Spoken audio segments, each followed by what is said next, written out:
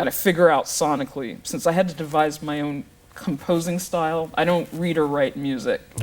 Wasn't trained classically, so I'm figuring my way out. I'm trying to not necessarily, ape any one particular person, but Miss Saint Marie, who I mentioned, is a major influence in my songwriting process, and I'm just kind of finding my own way to express and have my own voice while also honoring some now elders like her. Even though I saw her a few months when she was here, and she was amazing. She's so much power and energy. It didn't seem like time had passed since I was little, seeing her breastfeed on Sesame Street. Wow. So now you signed to a label.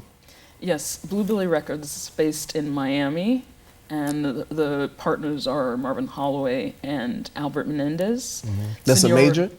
No, it's totally independent label. Okay. And Senor Menendez is actually also produces my records, Stampede and Canyon so far. Okay. He is the musical director and pianist for Shakira.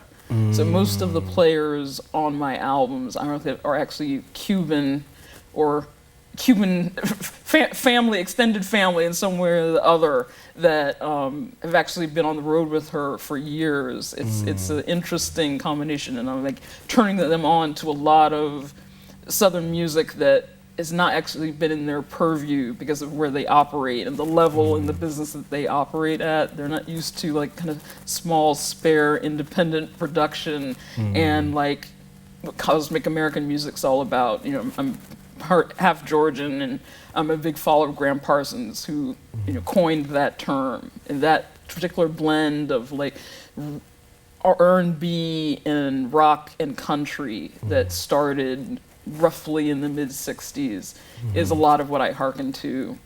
He's the big man from Georgia who kind of held out a shingle for that. There are others like Jane Clark and Stephen Stills.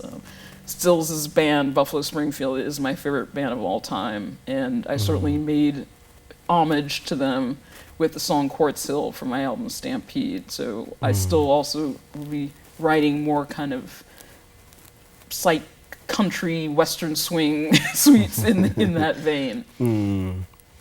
And your CD, Stampede, how many songs does it have on it? It has 10. There are 2 covers, the rest are all originals of mine. And some, like I said, do kind of hearken specifically to instances in my mom's life, but a lot of them are starting to be more kind of about how I navigate Turtle Island, being an artist in this day and age, and while drawing on the legacies that were left to me by her and my ancestry and heritage in the South, of which I'm very proud. I call my sound Afro-Latin, among other things, because it really is that. When I start writing songs, the initial place I always am is deep within some, like on the top of the Appalachian Trail, alone, singing to birds. And the songs always, if they get, however complex they may get, that's the seed that they sprout from. We're gonna take another break, and we'll be back.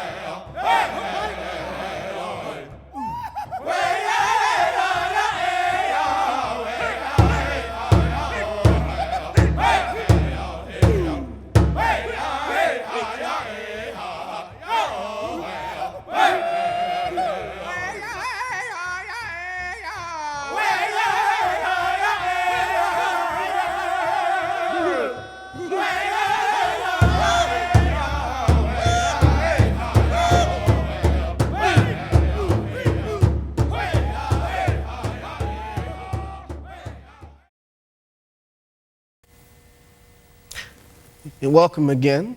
And here we are with our lovely guest, Kandia Crazy Horse. Thank you. You have a song that you're gonna sing for us today. Yes, I'm gonna try. So my banjo player and guitarists aren't here yet, so we're gonna do our best. Okay. So, what's the name of the song? The song is called "Bury My Heart at Rock Creek Park." Interesting. Okay. And after you do your performance, you could tell us about how you came about that title. Sure thing. Yeah. I normally sing barefoot. It's a Georgia thing, so.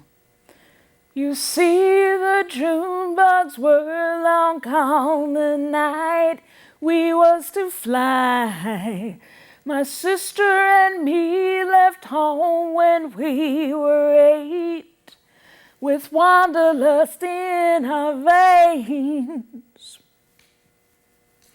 I left you and the Afro-Later show behind, not forgetting our frolics in Rock Creek Park once I became a girl on the run.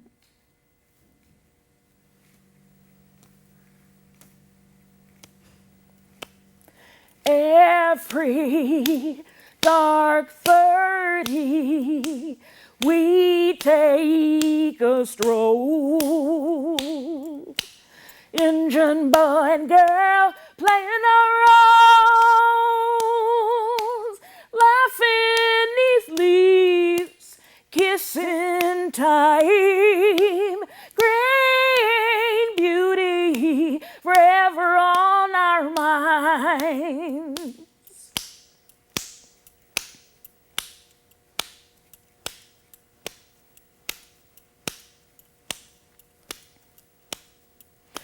Us twins were raised up in the dunes and dust in the Sahel, while you rode with your boys along the trail, playing possum on the res.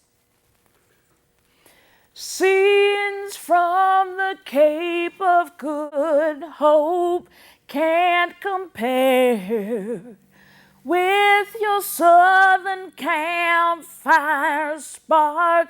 Bury my heart at Rock Creek Park.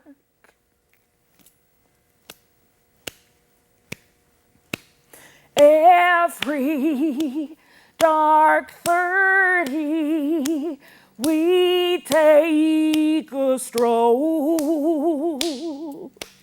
Injun boy and girl playing our roles, laughing 'neath leaves, kissing time, great beauty forever on our minds.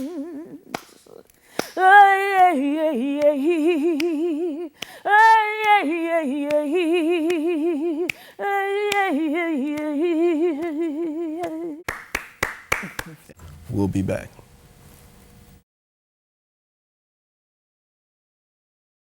So, all right, that was a lovely song.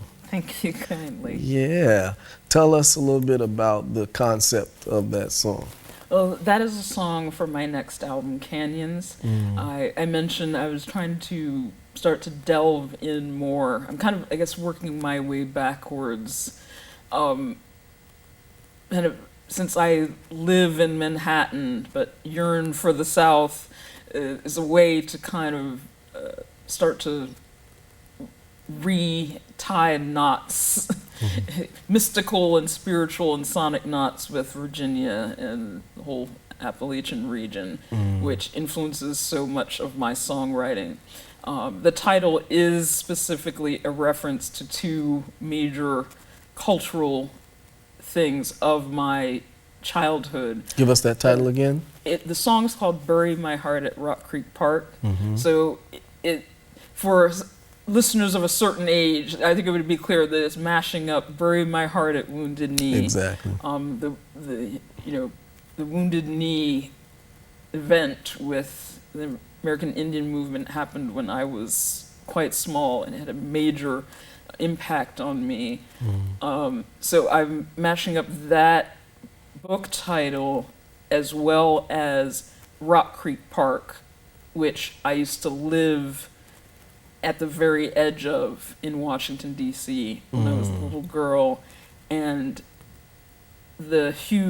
one of the huge hits, and particularly locally at that time, was Rock Creek Park by the Blackbirds, and Donald Byrd, who's a favorite of my mom's, jazz icon, was their professor. That's how that band came about. And he was teaching at Howard U in those days, and then the students came out and had that. So Rock Creek Park remains this, it's August now. We're in, still summer jams mode. So, when I think, Roy Ayers is coming next week. So it harkens back to that moment in a certain childlike innocence, which I moved to the Sahel when I was 8. So I was kind of taken away from that.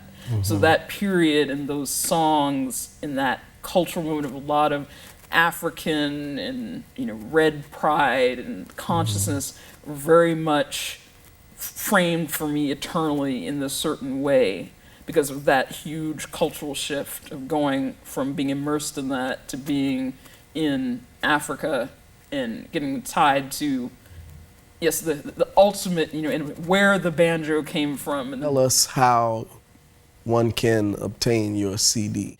Stampede is available on CD Baby. There's a Kandia Crazy Horse store there. So you have cdbaby.com/ so on and forth. Stampede is there, as well as the song that I just sang, Bury My Heart at Rock Creek Park, is available as a single there. Okay. As well as Tula, which is another Native American themed song that I wrote, but in Spanish. Okay. And both of those are going to be on Canyons when it is released as a whole collection. But you can get them at CD Baby now.